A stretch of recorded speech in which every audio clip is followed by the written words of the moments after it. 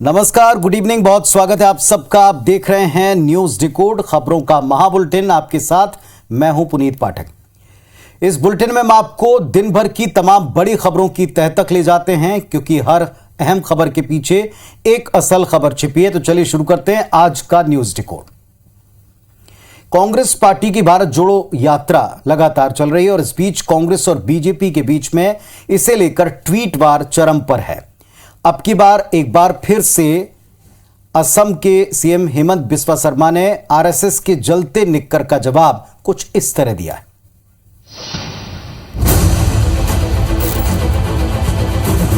यह ट्वीट असम के सीएम हेमंत बिस्वा शर्मा का है। ट्वीट में एक फोटो के साथ कैप्शन लिखा है। फोटो में नेहरू निक्कर पहने नजर आ रहे हैं और कैप्शन में लिखा है, क्या आप इसे भी जलाएंगे। साथ ही उन्होंने भारत जोड़ो यात्री हैशटैग किया है। ये कांग्रेस के ट्वीट का जवाब है। बता दें कि पिछले दिनों भारत जोड़ो यात्रा के दौरान कांग्रेस ने ट्वीट कर आरएसएस की खाकी निक्कर को जलता हुआ दिखाया था, जिसके बाद भाजपा और आरएसएस ने कांग्रेस पर पलटवार किया। कहा कि आखिरकार कांग्रेस ने मान ही लिया कि वो देश जलाती है। मुख्यमंत्री हेमंत बिस्वा शर्मा अपने बयानों को लेकर पिछले कई दिनों से चर्चा में रहे। इस बार भी उन्होंने कांग्रेस से जवाब मांगा है। अब ये देखना होगा कि कांग्रेस की तरफ से बिस्वा को क्या जवाब मिलता है।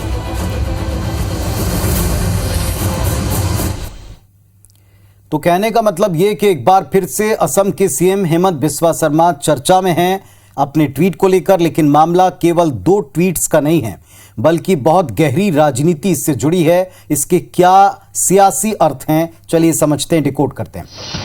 पहले कांग्रेस का आरएसएस की ड्रेस को जलाने वाली तस्वीर को पोस्ट करना, फिर बिस्वा का नेहरू की तस्वीर पोस्ट करना, यह बताता है कि कांग्रेस और बीजेपी के बीच में विचारधारा की लड़ाई अब भी चल रही है। जैसी पहले हुआ करती थी उसमें कोई आंच कम नहीं हुई। कांग्रेस ने कहा कि बीजेपी के शक्ति केंद्र आरएसएस के ऊपर लगातार वो अगर वार करती है तो विचारधारा को एक तरह से वो गलत बताने की कोशिश करती है विरोधी के। वहीं बीजेपी भी कांग्रेस के प्रतीक जवाहरलाल नेहरू के ऊपर आक्रामक रही है। एक बार फिर वैसे ही दिखा है। दोनों ही दल देश की जनता के सामने अपनी अपनी विचारधारा के पक्ष में समर्थन जुटाने की कवायद करते हुए दिखते हैं और इसी फेर में कभी कभी राजनीतिक शिष्टाचार की सीमाएं भी लांघ दी जाती हैं। और जब कभी ऐसा हुआ है, एक बड़े विवाद ने जन्म लिया है, उस पर देश का और देश के प्रबुद्ध लोगों का एक बहुत बड़ा वक्त बहस में जाया हुआ है। अब इस तस्वीर के बाद क्या वार पलटवार का सिलसिला और लंबा जाएगा, देखेंगे। असल एक और खबर के ऊपर आते हैं। छत्तीसगढ़ की जनता आप हम पर बिजली के बिल का एक झटका पड़ा, जिस पर अब सियासी बयान है, सफाई भी है। देखिए, छत्तीसगढ़ के बिजली विभाग ने प्रदेश की जनता को जोर का झटका दिया। बिजली की दरों में 30 पैसे प्रति यूनिट की बढ़ोतरी की, जिस पर अब जुबानी जंग तेज हो गई। पूर्व सीएम रमन सिंह ने राज्य सरकार पर हमला बोलते हुए कहा कि इस सरकार के कार्यकाल में 4 बार बिजली का बिल बढ़ गया है। पूर्व नेता प्रतिपक्ष धर्मलाल कौशिक ने बिजली दर में इजाफे को वापस लेने की मांग की है। बिजली बिल हाफ का नारा देता रहा है। आश्चर्य करोगे, 1 साल में 4 बार बिजली का बिल बढ़ाया। अब बैकडोर से जनता से वसूलने का काम ये सरकार कर रही है। इनको ये जो बढ़ाए हुए दर है उस पैसे 30% उसको वापस करना चाहिए। इधर बिजली की बड़ी दरों के लिए सीएम भूपेश बघेल ने केंद्र सरकार को जिम्मेदार बताया। भारत सरकार की गलत नीतियों के कारण से कोयला उत्पादन प्रभावित हुआ है और उसका खामियाजा आम जनता भोगी। बिजली विभाग ने वेरिएबल कॉस्ट एडजस्टमेंट चार्ज के तौर पर दर में इजाफा किया है। कोयले की किल्लत को देखते हुए इस चार्ज को घटाया बढ़ाया जाता है। चलिए, कुल मिलाकर दोनों तरफ से एक तरफ तर्क दिए गए और केंद्र के ऊपर इसका ठीकरा फोड़ा गया, तो दूसरी तरफ प्रदेश सरकार को भी लगातार घेरने की कोशिश यहां विपक्ष ने की। लेकिन असलियत यह है कि अब जनता की जेब के ऊपर ये जो 30 पैसे प्रति यूनिट का भार है, ये आ चुका है। खबर मध्य प्रदेश विधानसभा के मानसून सत्र से जुड़ी। आज पोषण आहार घोटाले के तौर के ऊपर जो एक रिपोर्ट थी, इस पर दोनों पक्षों के बीच में मामला इतना गरमाया कि सदन और सदन के बाहर दोनों जगह इसकी आंच देखी गई। देखें, सीआईजी की रिपोर्ट में केवल 8 जड़ों का और सांकेतिक रूप से केवल 49 आंगनबाड़ी केंद्रों का मैं परीक्षण हुआ, उसमें करीब 250 करोड़ रुपए का घोटाला पाया गया। मध्य प्रदेश के आंगनबाड़ी केंद्रों में पोषण आहार में करीब 250 करोड़ के घोटाले का आरोप लगाते हुए विपक्ष ने सरकार को सदन में घेरने की कोशिश की। विपक्ष ने सरकार पर विरोध के बाद भी वक्तव्य देने का आरोप लगाया। वहीं सीएम ने कांग्रेस पर चर्चा से भागने के आरोप लगाए। पहला अपना वक्तव्य दे, जबरदस्ती हम लोगों के विरोध के बावजूद दिया है। कांग्रेस चर्चा से भागी, वक्तव्य में जो बातें आती वो सुनना नहीं चाहते थे। सीएम ने टेक होम राशन में कांग्रेस को भी लपेटे में लिया, जिस पर नेता प्रतिपक्ष ने उन्हें कार्रवाई करने की चुनौती दे दी। मैं चुनौती देता हूं शिवराज सिंह जी को, कांग्रेस से हम दोषी हैं तो हमारे खिलाफ कार्रवाई करने में आपकी क्या घबराहट है? वाहन, स्कूटर, मोटरसाइकिल, कार और ऑटो रिक्शा, ये उनके कार्यकाल के भी, हम उसकी भी जांच कर रहे हैं। विपक्ष के भारी हंगामे के बीच सीएम ने मामले की जांच में गड़बड़ी पाए जाने पर कड़ी कार्रवाई की बात कही। कहीं गड़बड़ी अगर पाई गई तो हम सख्त कार्रवाई करेंगे। मामले पर कांग्रेस विधायकों ने सदन के बाहर भी जमकर प्रदर्शन किया। विधायक तख्तियां लेकर पैदल मार्च करते हुए विधानसभा पहुंचे। तो पूरी खबर आपने देख ली। सवाल ये उठता है कि आखिर ये पोषण आहार घोटाला है क्या, इसका खुलासा कैसे हुआ है, इसके क्या प्रमुख आपत्ति वाले बिंदु हैं, डिकोड करते हैं। कैग रिपोर्ट के मुताबिक मध्य प्रदेश महिला बाल विकास विभाग में 110 करोड़ रुपए का कोई घोटाला सामने आया। सरकारी दस्तावेज में यह दिखाया गया कि हजारों टन राशन को ट्रकों पर ढोया गया और जिन ट्रकों को इसमें इस्तेमाल किया गया परिवहन के लिए, उनके नंबर भी सामने आए, लेकिन इनमें से कई नंबर फर्जी पाए गए। असल में ये जो नंबर दिए गए ट्रक के नाम पर, वो कहीं मोटरसाइकिल के, कुछ कार के, कुछ ऑटो के, कुछ टैंकर्स के पाए गए। मध्य प्रदेश में इस घोटाले को उसी तरह अंजाम दिया गया जैसे कभी चारा घोटाला हुआ करता था। अभी सिर्फ कुछ ही जिलों में जांच हुई है और उसमें इतना बड़ा घोटाला उजागर होकर सामने आया है। यह भी माना जा रहा है कि अगर इस पूरे प्रदेश में इस तरह की जांच की जाए, जो नंबर दिए गए हैं उनको ट्रैक किया जाए, तो शायद ये घोटाला और इसकी रकम और भी बड़ी हो सकती। आपको बता दें, मध्य प्रदेश में 6 जिलों में पोषण आहार के ये तमाम कारखाने स्थापित हैं। जितना प्रोडक्शन कागजों पर दिखाया गया है, असल में उतना उत्पादन हुआ ही नहीं। खास बात यह कि मध्य प्रदेश में महिला बाल विकास विभाग मुख्यमंत्री शिवराज सिंह चौहान के पास में है और इसीलिए विपक्ष इस पर इतने तीखे तेवर के साथ में लगातार हमलावर रहा है। और हमलावर होने के बाद इस पर मुख्यमंत्री ने वक्तव्य देकर सारी स्थिति स्पष्ट की और एक तरह से विपक्ष को भी घेरा कि आपके समय के भी हम उन नंबर्स की पूरी जांच कराएंगे, जिस पर नेता प्रतिपक्ष ने चुनौती दी कि आप कराएं। अब देखते हैं कि इसमें वाकई जांच होती है और होती है तो क्या उसके तथ्य सामने आते हैं और उन पर कार्रवाई होती। मध्य प्रदेश विधानसभा का दूसरा दिन, इसमें एक मुद्दा तो आपने देखा, कार्यवाही शुरू होते ही शुरुआत से हंगामा दिखा। मंत्री गोपाल भार्गव और पूर्व मंत्री बाला बच्चन के बीच में तीखी बहस हुई। नेता प्रतिपक्ष ने बीजेपी विधायक पर कांग्रेस विधायक के साथ धक्का मुक्की करने, मारपीट करने तक के आरोप लगाए। एमपी विधानसभा के दूसरे दिन की कार्यवाही की शुरुआत हंगामेदार रही। दरअसल कांग्रेस विधायक नारेबाजी करते हुए हाथों में तख्तियां थामकर सदन के भीतर जाने की कोशिश कर रहे थे, लेकिन पुलिस ने उनको रोका। इस पर कांग्रेस विधायकों ने पुलिस पर बदसलूकी करने और कॉलर पकड़ने के आरोप लगाए, जिसके बाद सदन में जमकर हंगामा हुआ। विपक्ष और गृह मंत्री के बीच तीखी नोकझोंक हुई। आज हमारे विधायकों को जब तख्ती लेके आ रहे थे, गेट पे रोका गया।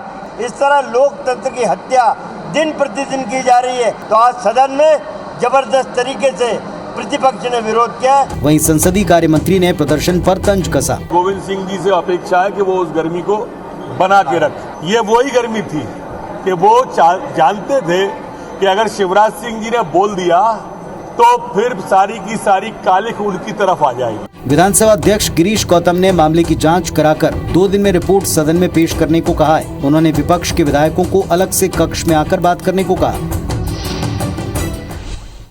तो अब सवाल ये उठता है कि आम जनता के टैक्स के कितने पैसे इस तरह एक दिन की कार्यवाही अगर पूरी न चले तो उस पर बर्बाद होते हैं। जरा इस बात को फिर याद करते हैं, डिकोड करते हैं। विधानसभा का सालाना बजट 100 करोड़ रुपए है, जिनमें से 15 करोड़ रुपए अनुदान, वेतन और खर्चों का होता है और बाकी का 85 करोड़ रुपए सदन की कार्यवाही के संचालन का होता है। यानी साल भर में तकरीबन 45 बैठकें होती हैं और इस हिसाब से एक दिन की बैठक के दौरान 5 घंटे सदन की कार्यवाही चलती है, जिस पर 2 करोड़ रुपए खर्च होते हैं। 1 घंटे की कार्यवाही पर 40 लाख रुपए और 1 मिनट की कार्यवाही पर खर्च होता है 66,000 रुपए के आसपास। तो अब अगर एक दिन सदन नहीं चलता है, प्रस्तावित बैठक नहीं होती है, बहस नहीं होती है, तो फिर आप समझ सकते हैं सदन में जनहित के मुद्दों पर चर्चा होनी चाहिए, सत्र पूरा चले, विधेयकों के ऊपर बातचीत हो, विधायक अपनी जिम्मेदारी से ना भागें और ना उसमें जवाब देने से बचें, चाहे वो किसी भी पक्ष के क्यों ना। अब बात छत्तीसगढ़ की करते हैं। छत्तीसगढ़ सरकार की योजनाओं को लेकर जो सियासी घमासान की स्थिति है, इस बीच आज कांग्रेस ने बीजेपी नेताओं को गौठान का भ्रमण कराया, बताया कि महिलाएं किस तरह आर्थिक तौर पर सक्षम हो रही हैं और बड़ी बात यह कि इस चैलेंज की शुरुआत IBC 24 की एक डिबेट से ही हुई। ये तस्वीर कांकेर और कोरबा के गौठान का दौरा करते बीजेपी नेताओं की है। डिबेट शो में बीजेपी की चुनौती को स्वीकार करते हुए कांग्रेस पार्टी ने भाजपा नेताओं को गौठान आने का न्योता दिया। बुधवार को कांकेर के बेवर्ती गौठान का बीजेपी के प्रदेश मंत्री महेश जैन ने दौरा भी किया। वहीं कोरबा के केरवा गौठान का विधायक रजनीश सिंह ने निरीक्षण किया और खामियों को गिनाया। हम पूरा गौठान को देख रहे हैं, इसमें एक भी मवेशी नहीं है और न कहीं पर आसपास में कई प्रकार के चिन्ह दिख रहे हैं कि इसमें मवेशी कभी आती जाती है। ग्राम बेवर्ती में आए हैं, देखे हैं, लेकिन अभी जो यहाँ पर गाय है, बैल है, भैंस है, उनके लिए पर्याप्त चारा भी नहीं दिखाई दे रहा है। वहीं संसदीय सचिव शिशुपाल सोरी ने कहा कि हमारी सरकार गौठान बनाकर महिलाओं को आर्थिक तौर पर सक्षम बना रही है। सरकार की महत्वपूर्ण योजना है और इसमें कम से कम 4 लाख हमारी महिलाएं जो विभिन्न काम करके अपना अतिरिक्त आय अर्जित। इस मामले में बीजेपी और कांग्रेस के नेताओं ने मिसाल कायम की है। अब इसमें 2 महत्वपूर्ण बातें। पहली बात यह कि जैसा हमने अपनी रिपोर्ट में कहा कि इसमें दोनों पक्षों ने सराहनीय काम किया। उसकी एक बड़ी वजह यह कि डिबेट में अक्सर लोग एक दूसरे को चैलेंज तो करते हैं, लेकिन कुछ ही घंटे में 12 घंटे के भीतर उस चैलेंज को एक्सेप्ट करते हुए गौठान दिखाने ले गए और देखने वाले भी स्वयं गए, न केवल चैलेंज करके भूल गए। और उन्होंने अपनी तरफ से कुछ खामियां देखी, उन खामियों पर अपनी बात रखी।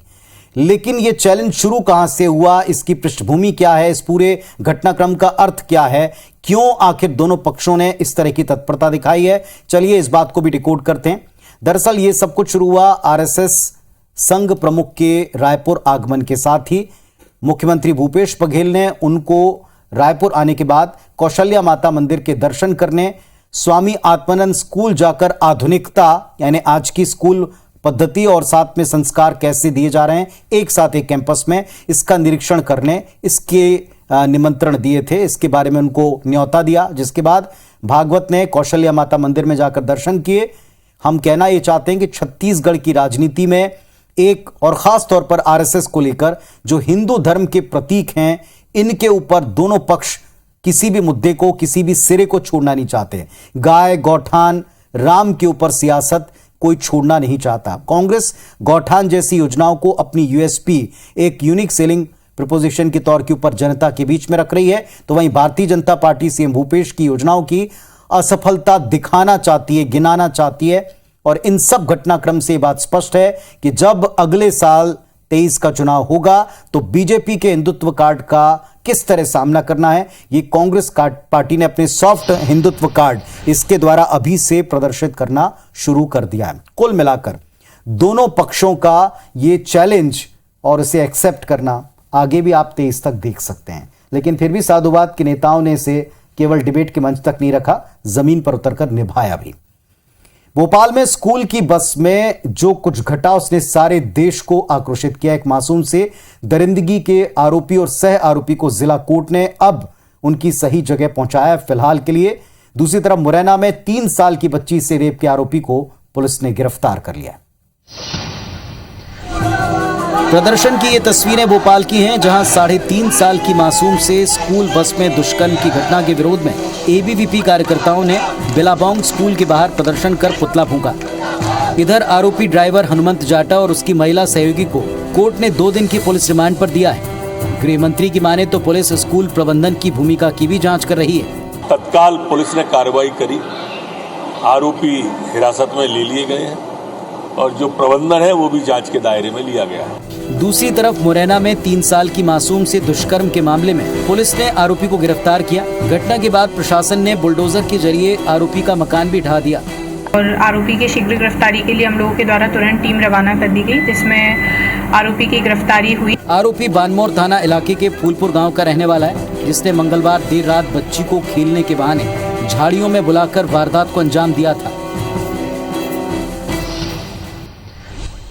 हर कोई इस तरह की घटनाओं से प्रभावित हुए बिना नहीं रह पाता, और खासतौर पर अगर कोई पेरेंट है, बच्ची का पिता है, माँ है, तो उसके लिए इस तरह की खबरें अंदर से आक्रोशित करने वाली और डराने वाली रहती हैं। इसमें तुरंत कार्रवाई और फास्ट ट्रैक अंदाज में मामले चलें, और दोषी हैं अगर तो उनको सख्त से सख्त सजा मिले, ये सभी चाहते हैं। छत्तीसगढ़ बीजेपी ने धरना प्रदर्शन आंदोलन के साथ सेवा कार्य को लेकर जनता के बीच जाने का एक पूरा प्रोग्राम, एक पूरा पखवाड़ा तय किया है। देखें। प्रधानमंत्री नरेंद्र मोदी के जन्मदिन 17 सितंबर से लेकर राष्ट्रपिता महात्मा गांधी और पूर्व पीएम लाल बहादुर शास्त्री के जन्म दिवस 2 अक्टूबर तक बीजेपी सेवा पखवाड़ा मनाने जा रही है। इसके लिए छत्तीसगढ़ बीजेपी ने सभी मोर्चा और प्रकोष्ठों को अलग अलग जिम्मेदारी सौंपी है, जो जनता के बीच जाएंगे और मोदी सरकार की उपलब्धियों का बखान करेंगे। साथ ही पौधारोपण, स्वच्छता अभियान, ब्लड डोनेशन जैसे कार्यक्रम भी चलाए जाएंगे। इस कार्यक्रमों की श्रृंखला में वृक्षारोपण है, पौधारोपण है, ब्लड डोनेशन के कार्यक्रम है, रक्तदान शिविर होंगे। बीजेपी के सेवा पखवाड़े को कैबिनेट मंत्री रविंद्र चौबे ने आडंबर करार दिया है। किसी के लिए नहीं, ये कार्यक्रम तो केवल आडंबरबाजी जैसे कार्यक्रम है, और जो सबसे बड़ा वर्ग है 50% आबादी महिला की और 85% आबादी किसानों की। लगातार आंदोलन कर राज्य सरकार के खिलाफ मोर्चा खोलने वाली बीजेपी अब सेवा कर जनता का दिल जीतना चाहती है। और अब बात कांग्रेस पार्टी की और गोवा की, जहां कांग्रेस पार्टी के 11 में से 8 विधायकों ने पार्टी छोड़ दी और बीजेपी में शामिल हो गए। देखें। राहुल गांधी की भारत जोड़ो यात्रा के बीच गोवा कांग्रेस को बड़ा झटका लगा। गोवा में कांग्रेस पार्टी के 11 विधायकों में से 8 पार्टी छोड़ चुके हैं। सभी विधायक मुख्यमंत्री प्रमोद सावंत के साथ विधानसभा पहुंचे और स्पीकर रमेश तावड़कर को कांग्रेस से अलग होने की चिट्ठी दी। इसके तुरंत बाद गोवा भाजपा के प्रदेश अध्यक्ष सदानंद तनवड़े ने सभी विधायकों को भाजपा की सदस्यता दिलाई। वहीं गोवा के सीएम ने कांग्रेस पर पलटवार भी किया। कांग्रेस ने भारत जोड़ो यात्रा स्टार्ट की थी, मुझे लगता है गोवा से कांग्रेस छोड़ो यात्रा स्टार्ट हो चुकी है। इसी तरह से पूरे देश भर में कन्याकुमारी से लेकर कश्मीर तक सभी लोग कांग्रेस को थोड़े थोड़े छोड़ रहे थे, अभी लमसम में छोड़ रहे हैं। बागी विधायकों की संख्या पार्टी के कुल विधायकों की संख्या के 2/3 से ज्यादा है, जिसके कारण इन विधायकों पर दल बदल का कानून लागू नहीं होगा। बता दें कि विधानसभा चुनाव से पहले राहुल गांधी ने कांग्रेस के सभी उम्मीदवारों को 5 साल तक पार्टी न छोड़ने की शपथ भी दिलवाई थी। बावजूद इसके 8 विधायकों ने बीच कार्यकाल कांग्रेस पार्टी को छोड़कर बीजेपी का दामन थाम लिया। तो पार्टी में अब शपथ भी काम नहीं कर रही। कांग्रेस में एक और बड़ी फूट हो गई। आखिर गोवा में ऐसा क्या हुआ कि कांग्रेस तार-तार हो गई? डिकोड करते हैं, इस बात को समझने की कोशिश करते हैं। पहली बात, चुनाव परिणाम आने के बाद कांग्रेस ने बाहर से आने वाले माइकल लोबो को नेता प्रतिपक्ष बनाया। लोबो चुनाव से पहले पार्टी में शामिल हुए थे। नेता प्रतिपक्ष की रेस में शामिल पूर्व मुख्यमंत्री दिगंबर कामत कांग्रेस हाईकमान के इस फैसले के खिलाफ नजर आए थे।